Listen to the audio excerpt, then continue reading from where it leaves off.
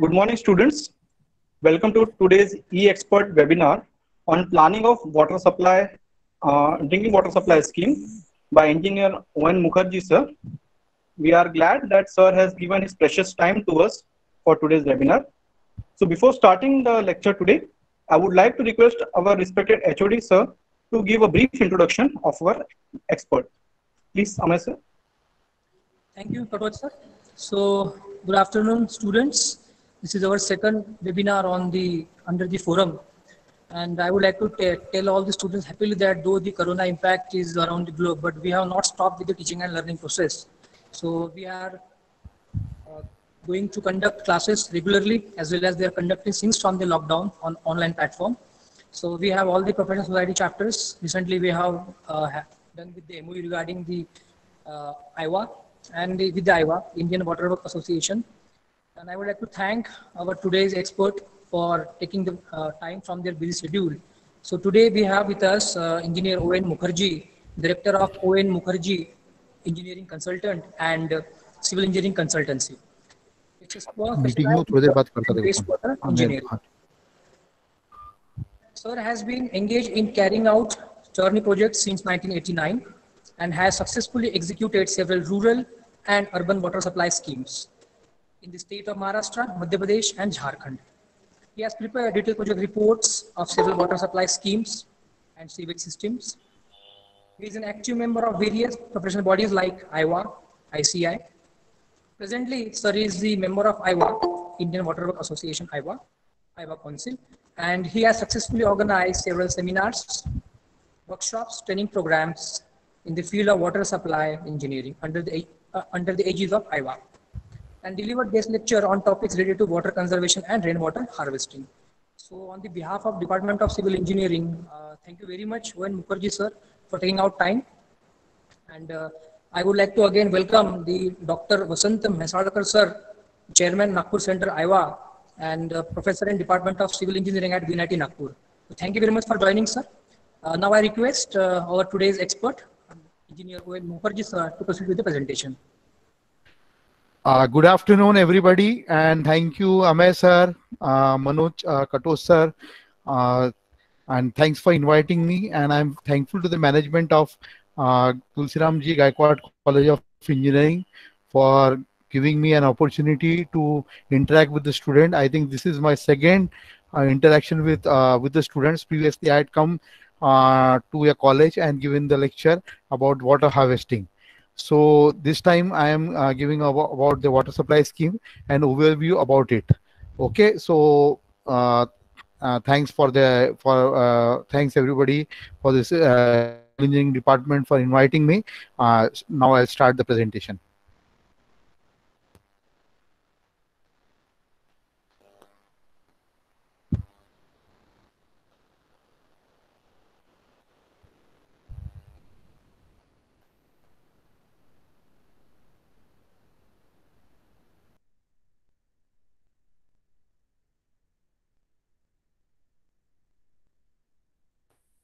Now, hello. Yes, sir. Can you see the screen now? Screen, are you able to see the screen? Sir, only your camera is visible. Your presentation is not visible. Okay, 1 minute. Yes, sir. 1 minute. Camera is visible. Okay. Share.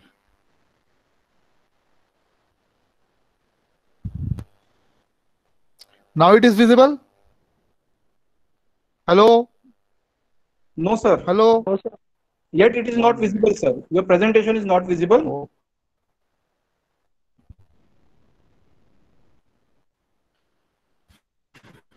So please click on present now and share your entire screen. Yes, I have present the entire screen. Yes, sir. Now now it is visible? Now screen is visible or what? No, sir. Still only your webcam is visible, sir. 1 minute. Now it is visible? Hello? No, sir. Now sir, yes, sir. Yes, sir. Yes, sir. Now it is starting, sir.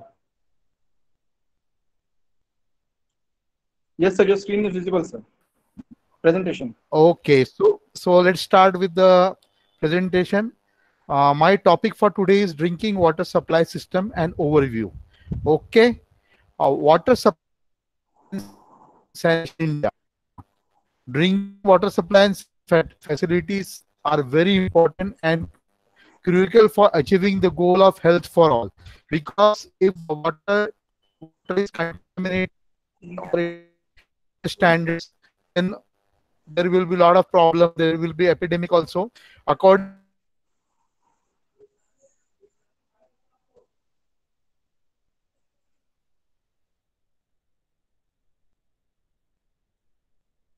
to now status in India, what is the status of India? Improved water source. In urban, it is 94%. Rural, it is 4%. Total, taking into the average of these two, it is 88%. Then improved sanitation. That means this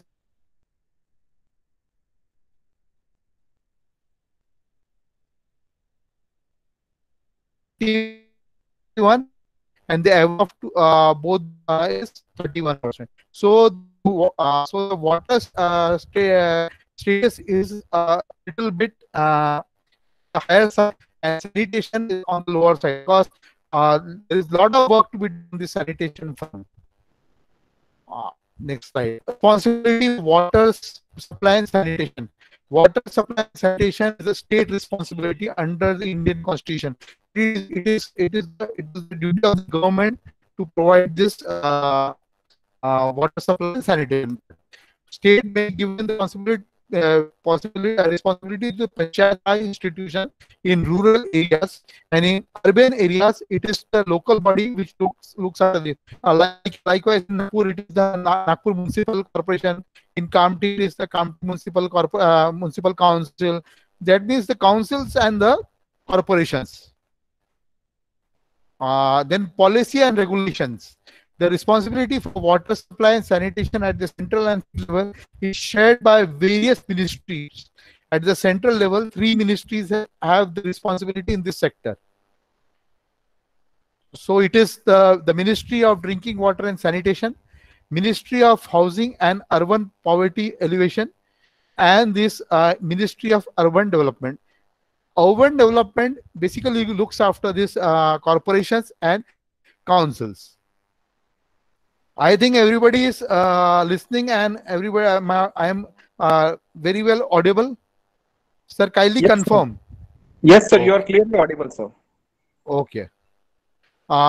Then the rural water supply in Maharashtra, generally these 3 Cs are looking after this rural water supply in Maharashtra. It is the Groundwater Survey and Development Agency, that is GSDA, then Maharashtra Jivan Pradhikaran, and Zilla Parishad Rural Water Supply Department. What is the work of the GSDA? GSDA is identifying suitable sites for location of tube wells, drilling of tube wells, testing of yield of the tube wells and the bore wells, and erecting hand pump or deep well power pumps. So this is basically the responsibility of the GSDA. Then MJP and urban local bodies look after this, implementing all urban water supply schemes, including planning, investigation, and design of pump and tank schemes for villages with population generally exceeding 2,000 and local body. The rural water supply scheme implemented by Maharashtra Jivan Pradhikaran, Jilla Parishad Rural Water Supply Division, and GSDA are generally handed over to the local bodies, that is the Gram Panchayat, and in the case of the urban, it is the municipal council for routine maintenance and operation of the scheme, so that properly the water supply is in a proper way and the maintenance is done, so that it is maintained very well. Then objectives of rural water supply scheme: to provide safe and wholesome water, adequate quantity of water at convenient point and at a reasonable rate. Because if the cost of the water is more, then people will not be able to pay for that, and there will be problem during the maintenance part, because generally maintenance is done through the cess that is collected for water. Then the quality of water to be supplied for drinking purpose. Be free from pathogenic disease organisms, not contain any that have an adverse on human health. Be fairly clear, because the water should be very clear, because if it is having some color, so people don't opt for drinking that water. And it should not be saline, that is not contain any compound of taste or smell, and not cause corrosion or encrustation of the water supply system, nor stain clothes washed in it. Because if the water is not clear, and if the stains are there, then people will not use that water for washing the clothes, and will not drink.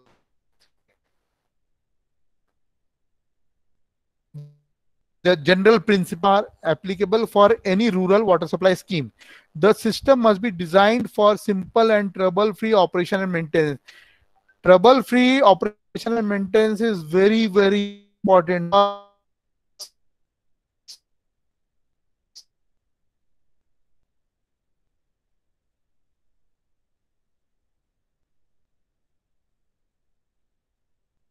And it will be very the people who face hardship. Then the standard designs which can be slightly modified to meet the local condition should be developed and used, because you can't use the designs and all these things which are applicable in the developed countries in India, because India is not a very developed country. It is now developing, but when the source is a dug well, chlorination, yeah, I think I've shown this slide to you. Everybody has seen this slide. Now this is the conventional water treatment system. This is a schematic view of it. Raw water, then chemical coagulants are added. Then there is the rapid mix unit, coagulation. Then slow mix unit, flocculation is there. Flocculation is there, so that proper mixing takes place, and the coagulate settles. Then there is a sedimentation unit. Then rapid gravity filters, then disinfection, and this finished water is there. After that, we pump the water to the RCC ESRs for through the trunk mains, so that it can be distributed to the distribution system. Okay. Now the guidelines for design of distribution system. I am audible and visible both? Yes, sir. We are both audible as well as visible, sir. Okay. Now the type of network. There are two types of network. One is the tree system, and second is the dead end system. Minimum size of distributary pipes should be 50 mm, not less than that. Size of main, designed to deliver daily supply in 4 hours time.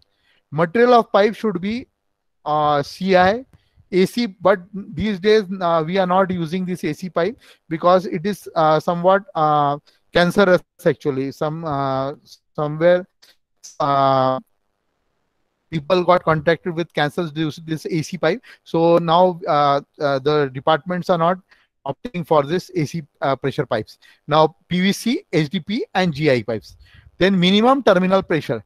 It should be 5 meter when distribution is through public stand post only. When I'm writing only, that means it is for public stand post. If it is to be supplied by house connection, then it should be 8 meters minimum terminal pressure. Then service reservoir, 40 to 50% of daily requirement. Likewise, you see, if the requirement is 1 lakh, so we generally take ESR of capacity 50,000, so that it can be filled twice. So now the number of PSPs with 2 taps, one for every 150%, at least 1 PSP should be provided for weaker section exclusively, because we have to look after them though, after weaker section. So it is generally for them. Then spacing of PSP, it should not exceed 200 meters. Then pump and tank system. This for this water supply based on surface source at places where the source does not permit a gravity supply system. Transmission of water by pumping is inevitable. Without transmission, if it is not possible, then you have to go in for this system. Components of such a system generally include source protection and intake works, pumping station, transmission mains, elevated service reservoirs, that is the RCC ESRs, disinfection unit, and distribution system. Then water supply based on ground source. Components of a tube well system for an individual village or a group of village could be tube well, then pump house where the meters and everything is there, then the pump, then the panels are there for starting this pumps. So for that we require a pump house. Then storage, this could be a central reservoir or a combination of elevated reservoir and storage type public stand post. There's disinfection unit and distribution system. Next slide.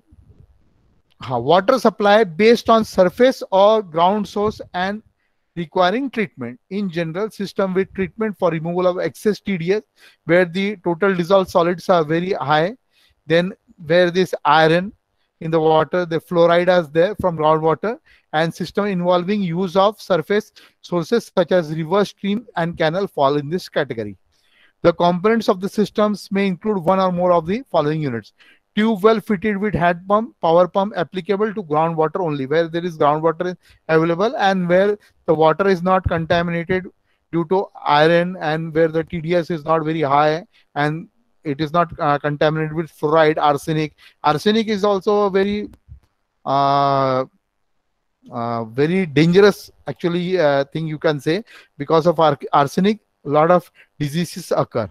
In West Bengal side, that is in Ranaghat area, arsenic problem is very much. So they have now done a very big scheme, very big regional scheme for those areas.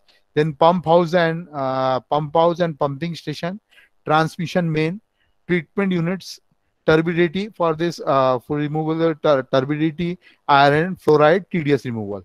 Then disinfection unit. Then there is this clear water reservoir is there. Clear water pumping station has to be there.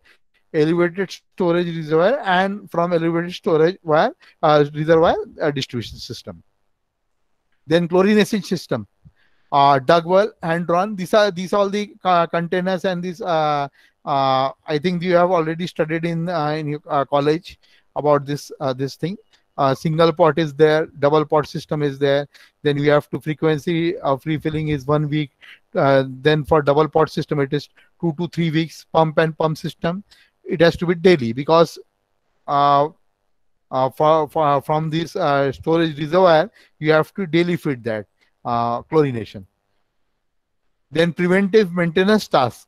Taps, the tap should be inspected for leaks. If washers are to be replaced, it should be replaced immediately. Then the joints should be tightened. Then use should be very correct. Then emphasis should be so that when it is not in use, it should be closed, because water should not be wasted. And once the water treatment water is wasted, it is just like the drainage water. Then the stand post, it should be check that water drainage is done very. You are hearing me and seeing my screen? Everybody's hello, sir. Yes, sir. Yes, sir. It is visible, no? Okay. Then the service pipes, it should be inspected for leaks. Patches of green grass, if it is there, it should be removed. Then excavation around pipe. Then identify problem when there is leakage. Leakage may generally what happens if there is if leakage, no, so the water is coming, then there will be some grass and grass and the vegetation will be growing.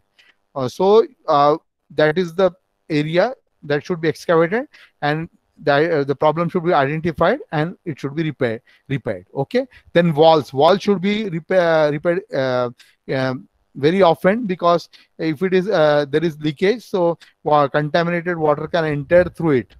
Then the replace washer if it is and if there is major problem, then replace it. Or sometimes glands also change for that, for big walls. But nowadays this the walls are um, very good, of with very good qualities. So generally leakages don't occur. Then the meter should be checked for damages, and if it is a major problem is there, then it should be replaced. Then locking meter is decide convenient opening and closing times for the locking meters. Then water flow quality test flow should be always taken, and it should be tested. And if there is some contamination, it should be reported immediately, and preventive action should be taken. Then for the pump should be lubricated periodically. Then the oil should be drained. Nut bolt should be tightened very often. If it is running by this generator, then fuel should be checked regularly, and it should be reordered, and the surrounding should be clean. Then the treatment facilities opening should be there, closing of valves should be there, and always keep in mind about the stocks of the chemical, because it is very essential, because alum is required, then bleaching powder, then chlorine cylinders are required for the disinfection. So this should be very well taken care of. Then record of all inspection, then measurements should be there, and a complaint book should be there, so that the complaint is written in a proper way, and the remedy should be carried out. Then the test characteristics for drinking water, color, Hazen units, maximum. The maximum desirable requirement is 5. If it is above 5, then consumer acceptance generally decreases, and the permissible limit should be 25, extended to 25 only if toxic substances are not suspended in absence or of alternate. Order, it should not have any order, because generally people don't drink if the order is there. If it is having a bad smell, people won't take the water. Then taste should be agreeable. If it is not for good taste, and then people don't generally accept the water. Then turbidity, it should not be turbid. 5 is the maximum required desirable limit. Sir, can you hear me and you are seeing my screen? Hello. Yes, sir, clearly. Then pH value should be between 6.5 to 8.5, and there should be no relaxation in it, because either it should, if it is above or below, then it will be alkaline or acidic. So pH should be maintained at 6.5 to 8.5. Then total hardness, CaCO3, that should be less than 300, and maximum permissible limit is 600. If it is more than 300, then incrustation in water supply structures will be there, and the pipe will be degraded. Then iron also does lot of damage to the distribution and the rising mains. Then chlorine, it should be 250, and permissible limit is 1000. Then residual free chlorine, it should be maximum is 0.2. To be applicable only when water is chlorinated, tested at consumer end. When protection against viral infection is required, should be minimum 0.5. It should be increased to 0.5 when there is this viral infection is there. Then the dissolved solids should be not more than requirement is 500. Maximum permissible limit is 2000. Calcium is 775, and maximum is 1.5, 0.75 should be. Then copper is 0.05. Maximum should be 0.3. Then manganese and everything. I should now forward this slide. All these things are available in your book, engineering college books, so you can go through this.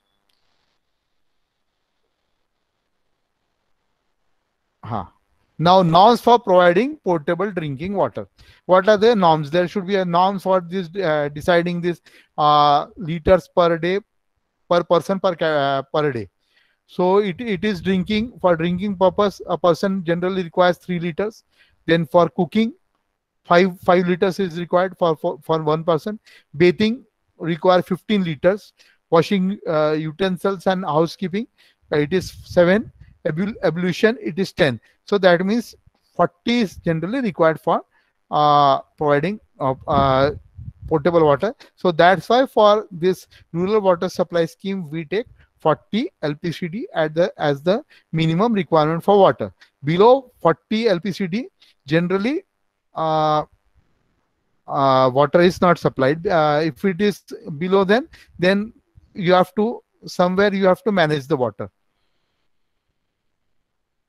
Then objectives of distribution system: to deliver safe water to the consumers at adequate residual pressure in sufficient quantity at convenient point, and achieving continuity with minimum interruptions which can be quickly restored, and maximum coverage and at affordable cost. Those cost is very important. It should be at affordable cost, and it should be at a minimum residual pressure. If it is not so people will be putting the pumps and everything on the taps and pumping. So other person after that house, the people won't be getting the water. So for this purpose, minimum residual pressure should be maintained so that everybody gets the water and sufficiently and sufficient water. Then components are trunk main. These are large diameter pipe used to convey supply from headworks to the city for this water treatment plant, or for the if it is not if it is not in the, if treatment is not required, directly into the RCC, ESRs, or the stand post and this house connections. Then the feeder mains. These are medium-sized pipes used in the distribution system for conveying water from the service reservoir to the various zones of for supply. Generally, for these big cities and big towns, we generally do the zoning. Zoning is done, and for zones, for individual zones, we generally take one ESR, or for 2-3 zones, we take one big ESR is taken for maintaining the pressure and supplying the water sufficiently. Then the distribution mains. These pipes are usually of small diameters, are laid in city roads for giving house connections to the properties situated on either side of the road. Service pipes. These pipes convey water from the municipal water mains to individual properties. That means for the service pipes are generally those pipes that are fitted from the for the distribution system to the tap at your house. That is the service pipe. Then the selection of pipes. Important aspects for selection of pipes. Initial cost should be there. You have to see what is the initial cost. If it is of the CI, DI pipes, then it will be costly.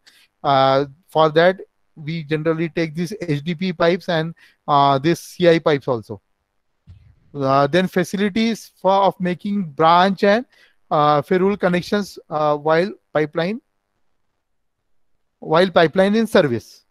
For that, generally ferrule should be there so that the quantity of water can be maintained. Actually, if the ferrule is not there, then if it is directly put in the pipe without the ferrule, then pressure will be there.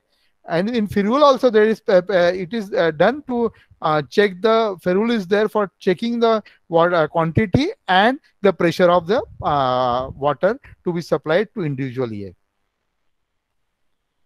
Then effects of corrosions. You have to see that, because if it is CI or DI pipe or GI pipe, corrosion will be there. Then ability to withstand pressure, that is very important, because if the pipe is not able to withstand the pressure, then there will be a lot of leakages, and maintenance part will increase to a higher extent. Then coefficient of discharge, C value have to be taken for different pipes. The C value of the pipes is different. Then the maintenance cost, it is very important, because it should be the maintenance free actually, and maintenance, because if the maintenance cost increases, then there's then then you have to charge more for the from the consumers. Then availability of accessories, apprentices, the availability should also be uh, taken into consideration for these walls and all these things. Then classification of apprentices. This is controlling. For controlling, we generally require this sluice valve, butterfly valve, discharge control valve, cross connection between pipes. Then protective air valves for controlling the pressure actually. Air valves, because if there is air pressure in that, so generally this air valve releases that. Then non-retail one has to be there, because it is for when you do the pumping, and if the pumping stops, so there is a very big back pressure. Back pressure is there. For that, for controlling the back pressure, these non-return valves are have to be taken, so that the pumps don't get destroyed, or it doesn't it doesn't get destroyed. Because if it is if get it destroyed, then there will be maintenance problem. Then pressure relief valve has to be there.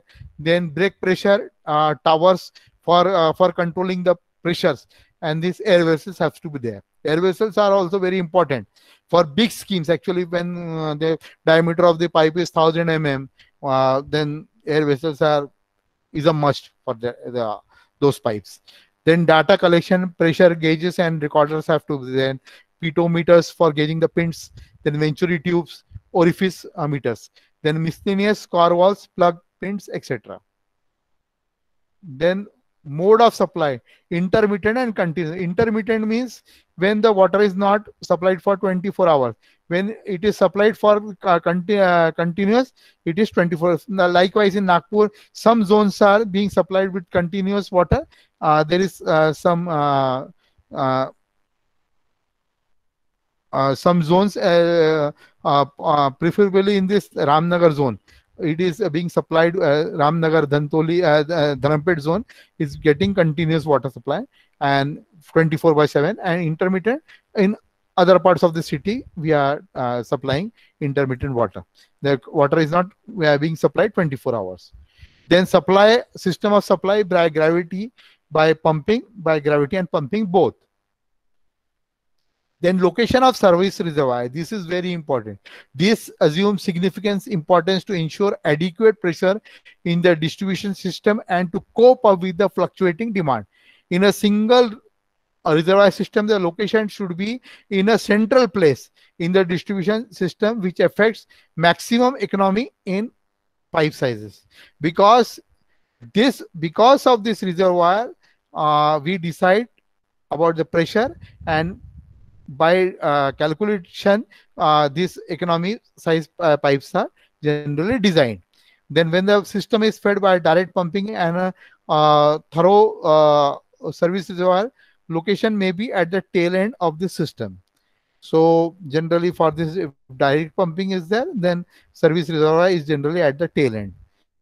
Then if topography permits, ground level reservoir may be located taking full, because if the topography is such that it is at a higher level, so the higher the reservoir should be taken at a higher altitude, so that it gets get advantage of the pressure. Because if the reservoir is taken at a lower level, then for maintaining the pressure, we have to increase the height of the reservoir. But if it is at a hillock or something like that, or in the city also it is at a higher level, then the staging height can be adjusted in such a way that the water is supplied at a minimum residual pressure, so that every individual gets the water, every connection gets the water. Then general design guidelines, peak factor, 50,000 with the power 3 is taken as a peak factor. For 50,000 to 2 lakhs, it is 2.5. Greater than 2 lakhs, it is 2. For Nagpur, it is taken 2. Okay. For less than 50,000, if it is a village or the peak factor is taken as 3. Then the fire demand is also very important. It has to be taken so that the water is stored at every time in the reservoir. So if there is a fire outbreak, then it can be controlled. It is generally 100 into square root of P. P is where P is the population in thousands. Okay. So minimum residual pressure at Firul point. Firul point is the point where from where the house connections are given to the individual houses. For single story building, it is 7. For double story building, it should be 12. Then minimum pipe sizes, 100 mm for towns with population up to 50,000, 150 mm for population above 50,000. For a dead ends, 100 mm may be considered. Means when the from the reservoir, it is generally at a high, the diameter of the pipe is more. Say let's say if it is 200, then at the tail end it will be 100. So that is the dead end. For grid less than 100 mm can be considered under the situation where no further expansion is compelled. When the system is when that area is totally developed, then we can go in for pipes more or less than 100 mm. In Nagpur, they have already they have taken for many places. They have done for minimum less than 100 mm also. Then layout should facilitate hydraulic isolation of section, metering for assessment and control of leakage and wastage. The layout should be such that it should be isolated when there is a leakage. It should be isolated by means of this wall, so that the walls can be controlled, it can be closed, and after that the leakage can be done. If it is not isolated, then all the water in the distribution network will have to flow from that leakage, and it will be a very, very Herculean task to do the leakage problems, to solve the leakage problem. Then elevation of reservoir, minimum residual pressure should be maintained. Then it should be considered in such a way. Then hydraulic gradient should be normally between 1 and 4 per thousand at peak flow. Staging height of 15 meters is generally provided. For rural, it is generally 9, 12 also. Somewhere it is 6 also, where the only this public stand post are there. Then it can be 6 also, 9 also. But for cities, it is generally 15 to 20 meters. Location of mains. For roads wider than 25 meters, the distribution pipe should be provided on both sides of the road by running rider mains suitably linked with trunk mains. Distribution system should be on both sides, because otherwise the crossing of the pipes will be very, very it will be a Herculean task. And so generally, and maintenance also, for maintenance also, this distribution should be on both the sides of the road if the road width is more than 25 meters. Then walls, sluice wall, at least on 3 sides of every cross connection and at every 1 kilometer on long main. When the mains are long, these are all dense generally for maintenance purpose and to maintain the flow, to control the flow. Sluice walls are there. Size of sluice wall is same as that of the main, up to 300 mm diameter, and at least 2/3 the size of the main for larger diameter. If it is the diameter of pipe is say 1000, then you can go in for 750 mm dia. It is to be taken 2/3 of the size of the main. Then air walls located at summits. When the rise are laid, trunk mains are laid, then the air walls have to be provided so that for the pumping, when the pumping are there, so the air can be released, and it is generally done at a summit, so that the air can be released at that point and the flow of water is maintained in a proper way. Then change in gradient to steeper slope in lines not otherwise protected by air walls. Okay. Then there is falls located at low points where above pipelines to enable each section to be emptied and drained completely. These are generally done for maintenance purpose also, and to release the pressure.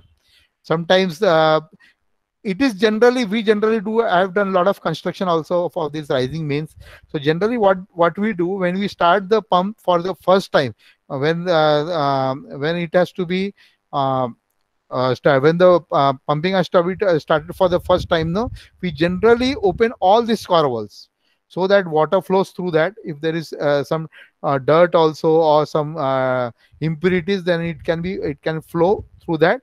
And generally we tighten the wall very, very slowly, and after that the pressure gradually increases and it reaches to the ESR. This is very important. Otherwise, if without opening the score wall for the first time, when we commission the scheme, so that at that time, if we generally don't open the score walls, no, so impurities will directly go into the ESRs or the pipelines. So it is very important. These score walls are very, very important. Then reflex walls are very, and non-return walls are very important. It is for controlling this, prevent the backflow of the pumps to when pumps are shut. So this is also very important. The walls are very important in water supply schemes. Then these are some of the slides. This is the slide of this. I have constructed this. This is the actually what you say for diameter wise. This is the biggest intake well in India, I presume. It is 22 meters, and this coffer dam was constructed in river Damodar. Very, very in velocity wise, it is a very high velocity flowing river. For that, we have constructed this 250 meters length of this coffer dam in Dhanbad, and it was a very, very difficult task. And for L&T, I did this job. So I'm showing some slides for you. This is the intake well.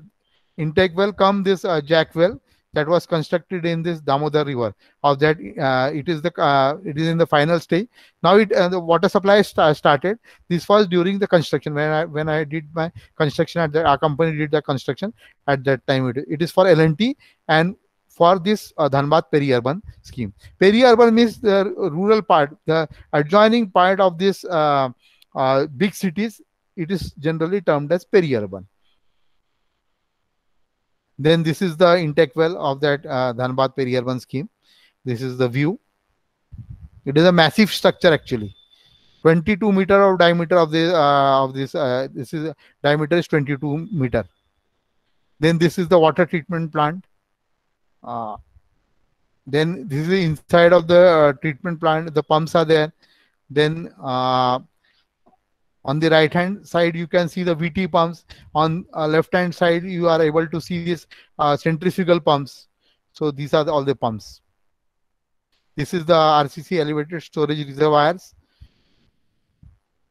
And thank you for having a patience listening to my presentation, and thank you for the Department of Civil Engineering of Tulsi Ram Gaikwad College of Engineering for inviting me for this lecture.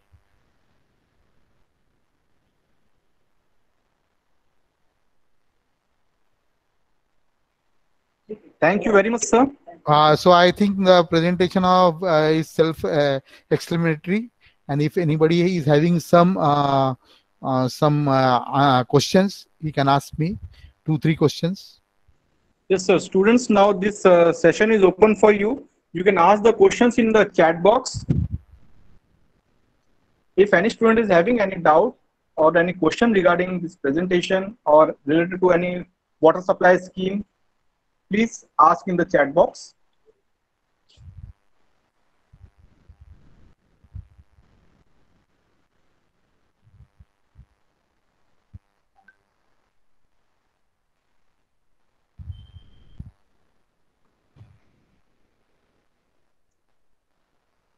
Yes, sir. In fact, we are having one practice also. Before that, हाँ there is one question from Mr. Lalit Turkar. हाँ हाँ. He is asking, What is sir, it? any advanced technology will be available in new trend nowadays? Yes, definitely. Why not? In Nagpur also they are applying this technology for latest technologies. Because we are doing a lot of metering in some area, the zone where they have done this 24/7. No, there is the metering is there. Electromagnetic metering is there. You just move in a car and or in a motorcycle also. All the recordings will be taken in that. So now in India also, in Nagpur also, a lot of is there. Advancement is there.